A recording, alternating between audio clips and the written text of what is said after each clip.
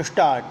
इतिहासकारों के अनुसार कोशल प्रदेश की प्राचीन राजधानी पुष्यमित्र शुंग ने भी मंदिर का जीर्णोद्धार करवाया था। पुष्यमित्र का एक शिलालेख अयोध्या से प्राप्त हुआ था जिसमें उसे सेनापति कहा गया है तथा उसके द्वारा 2 अश्वमेध यज्ञों के किए जाने का वर्णन है। अनेक अभिलेखों से ज्ञात होता है कि गुप्त वंशीय चंद्रगुप्त द्वितीय के समय और तत्पश्चात काफ़ी समय तक अयोध्या गुप्त साम्राज्य की राजधानी थी।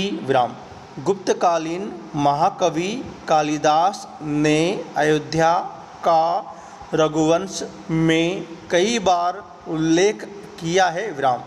इतिहासकारों के अनुसार 600 ईसा पूर्व अयोध्या में एक महत्वपूर्ण व्यापार केंद्र था।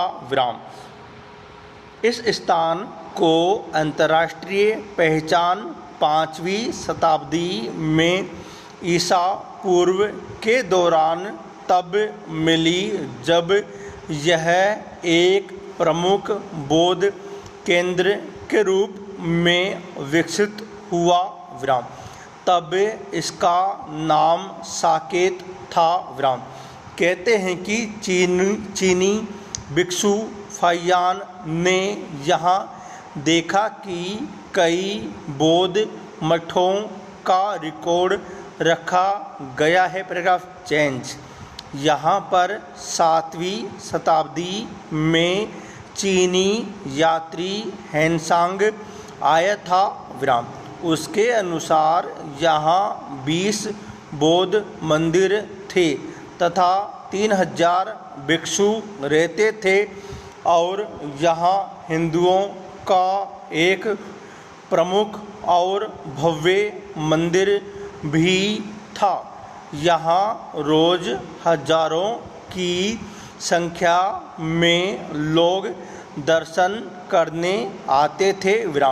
इसके बाद ईसा की 11वीं शताब्दी में कन्नौज नरेश जयचंद आया तो उसने मंदिर पर सम्राट विक्रमादित्य के प्रशस्ति शिलालेख को उखाड़कर अपना नाम लिखवा दिया।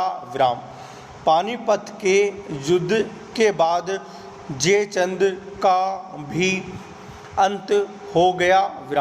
इसके बाद भारतवर्ष पर आक्रांताओं का आक्रमण और बढ़ गया। आक्रमणकारियों ने काशी मथुरा के साथ ही अयोध्या में भी लूटपाट की और पुजारियों की हत्या कर मूर्तियां तोड़ने का क्रम जारी रखा, लेकिन 14वीं सदी तक वे अयोध्या में राम मंदिर को तोड़ने में सफल नहीं हो पाए।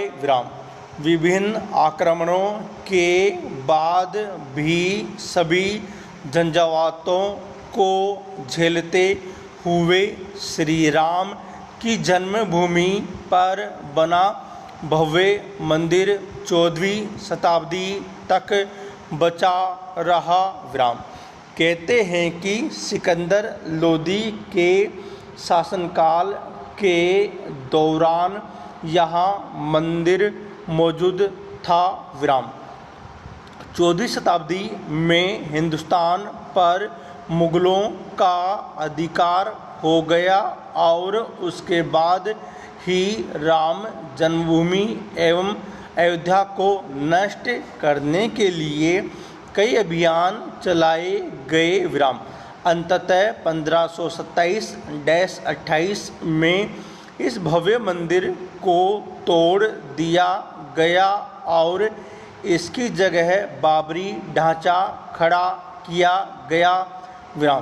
कहते हैं कि मुगल साम्राज्य के संस्थापक बाबर के एक सेनापति ने बिहार अभियान के समय अयोध्या में श्री राम के जन्म स्थान पर स्थित प्राचीन और भव्य मंदिर को तोड़कर एक मस्जिद बनवाई थी, जो 1992 तक विद्यमान रही। विराम। बाबरनामा के अनुसार 1528 में अयोध्या पड़ाव के दौरान बाबर ने मस्जिद निर्माण का आदेश दिया था। विराम। अयोध्या में बनाई। पूर्ण विराम।